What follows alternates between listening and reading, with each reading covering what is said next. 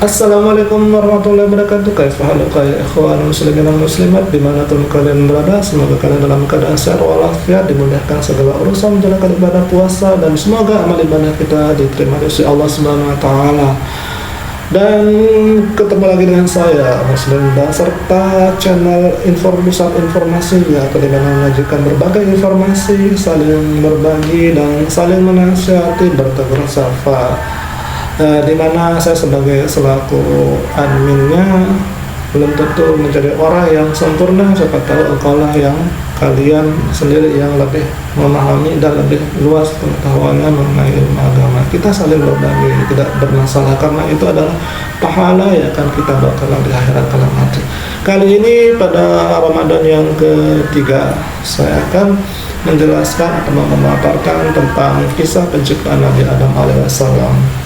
Kita tidak menunggu waktu lama, kita mulai ya dari Ustadz Al-Ahmad Yani RC. Manusia yang pertama kali di muka bumi yang Allah ciptakan itu Nabi Adam alaihissalam. Nabi Adam ini adalah orang tertua, adalah orang yang pertama yang menjadi nenek moyang kita. Kedua pasangan tersebut adalah Hawa dan kedua orang tua kita yang ada di muka bumi ini. Sesuai dari surat Al-Quran Al-A'raf ayat 27 menjelaskan, Bismillahirrahmanirrahim, Ya bani Adam ala yaftinannakum asyaitanu kama akhraja abawaykum minal jannah. Wahai anak Adam, janganlah kalian terfitnah oleh syaitan sebagaimana dia telah mengeluarkan kedua orang tua kalian dari surga. Surah Al-A'raf ayat 27. Nah, itulah penjelasan di dalam Al-Quran bahwa nenek moyang kita, orang tua kita yang pertama adalah Nabi Adam dan Siti Hawa. Pada saat Allah menciptakan Nabi Adam, Allah menciptakannya dari tanah. Maka lahirlah anak Adam yang sesuai dengan asal tanahnya. Di antara mereka ada yang berkulit putih, merah, hitam, dan perpaduan antara warna-warni tersebut. Nah, karena itu di setiap berbagai negara, di setiap berbagai daerah dan tetangga kita itu pasti memiliki ras yang berbeda. Ada yang berkulit putih, ada yang berkulit hitam, ada yang berkulit kuning dan sebagainya, bermata biru, bermata hitam, terus rambut pirang, rambut hitam dan sebagainya. Itu mereka adalah berasal dari Adam alaihissalam. Di antara mereka ada yang bersifat lembut, juga ada yang bersifat kasar. Maka dari itu secara wajar ada namanya orang yang berbuat jahat dan berbuat baik. Sebelum Nabi Adam alaihissalam diciptakan, Allah Azza wa Jalla terlebih dahulu mengabarkan pada malaikat bahwa dia akan menciptakan manusia di muka bumi ini. Mendengar ini, para malaikat bertanya kepada Allah Azza wa Jalla tentang hikmah penciptaan manusia di muka bumi. Padahal para malaikat terus menerus beribadah dengan memuji dan bertasbih kepada Allah Azza wa Jalla tanpa henti dan tidak pernah berbuat durhaka kepadanya. Sementara manusia ada kemungkinan akan melakukan kerusakan dan mengenakan darah di muka bumi.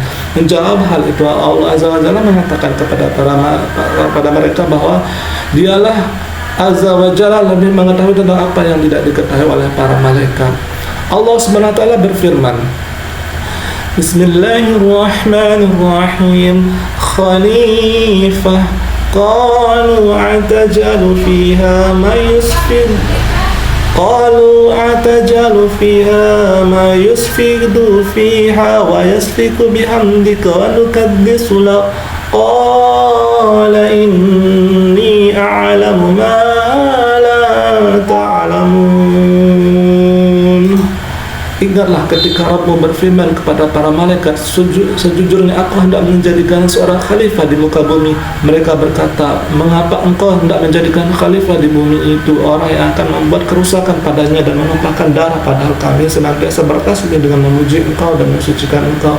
Allah berfirman, sesungguhnya aku mengetahui apa yang tidak kamu ketahui. Surah Al-Baqarah ayat ke-30. Berkata para malaikat tentang kerusakan dan pertumpahan darah yang akan dilakukan manusia di muka bumi berdasarkan apa yang pernah dilakukan jin di muka bumi sebelum Adam alaihissalam.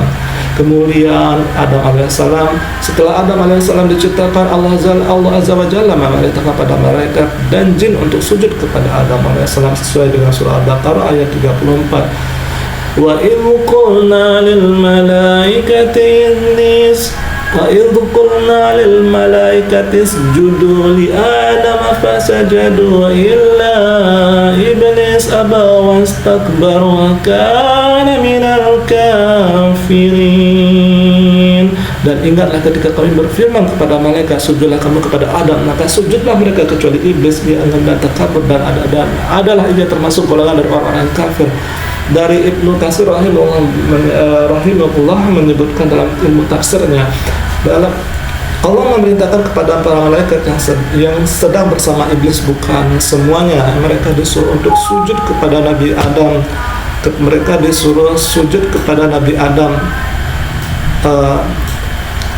kecuali iblis, ia enggan melakukannya karena kesombongan dan keangkuhannya, maka Allah mengeluarkannya dari surga dan termasuk dari golongan orang kafir. Inilah awal mula permusuhan iblis terhadap Bani Adam.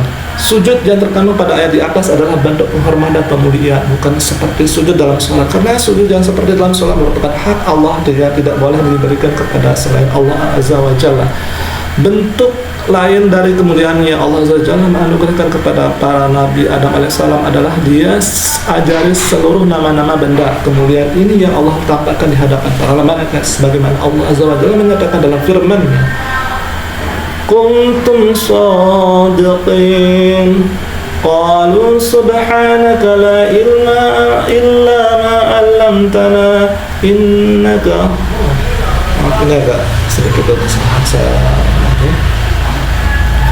وعلم آدم الأسماء كلها ثم عرضهم على كنتم صادقين قالوا سبحانك لا علم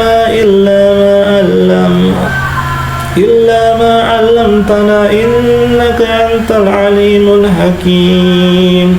Dan dia mengajarkan kepada Adam nama-nama benda yang seluruhnya. Kemudian dia mengumumkakan kepada para malaikat dan berfirman, sebutkanlah kepadaku nama benda-benda itu jika kamu memang benar orang yang benar. Mereka menjawab, maha suci engkau, tidak ada yang kami ketahui selain dari apa yang telah engkau ajarkan kepada kami. Sesungguhnya engkau lah yang maha mengetahui lagi maha bijaksana. Allah berfirman, hai Adam, beritahukanlah kepada mereka nama-nama benda. Maka setelah Adam memberitahukan kepada mereka nama-nama benda itu, Allah berfirman, keluarnya sudah kukatakan kepadamu bahwa sesungguhnya aku mengetahui rahasia langit dan bumi dan mengetahui apa yang kamu tampakkan dan apa yang kamu sembunyikan. Al-Baqarah ayat 31 sampai 33. Ibnu Katsir menjelaskan bahwa perintah sujud lebih dahulu dari Ibnu Katsir memerintahkan bahwa perintah Allah paling pertama ialah sujud sebelum adanya pengetahuan. Maka apa yang Allah perintahkan itu lebih mulia daripada yang lain. Kemudian di dalam setelah para malaikat diperintahkan bersujud kepada Nabi Adam, Allah mempersilakan Adam alaihissalam untuk tinggal di surga, di mana di dalam surah Al-Baqarah ayat 33 menjelaskan, wa qulna ya Adam uskun zawjukal jannata wa kula syajara fatakuna minadh dhalimin. Dan kami berfirman, wahai Adam, tinggallah engkau dan istrimu di surga dan makanlah makanan yang banyak lagi baik di mana saja kamu sukai, dan jangan kamu mendekati pohon itu yang menyebabkan kamu termasuk orang-orang yang zalim. Untuk melengkapi kebahagiaan Adam alaihissalam, Allah menciptakan Hawa yang diciptakan oleh Allah Subhanahu wa taala adalah tulang rusuk Adam alaihissalam yang menemani dalam surga. Keduanya diperbolehkan menikmati semua kenikmatan dalam surga kecuali memakan satu jenis buah. Nah, jenis buah ini tidak disebutkan ya karena tidak bisa kita secara langsung atau secara sahih mengatakan buah khuldi, karena di dalam Al-Quran tidak disebutkan adanya buah khuldi ya, karena intinya jangan mendekati apa yang Allah perintahkan itu ya. Terima kasih telah tetap berada di channel kami, tetap, dan mari kita simak di Ramadan yang keempatnya. Sekian dan terima kasih. Assalamualaikum warahmatullahi wabarakatuh.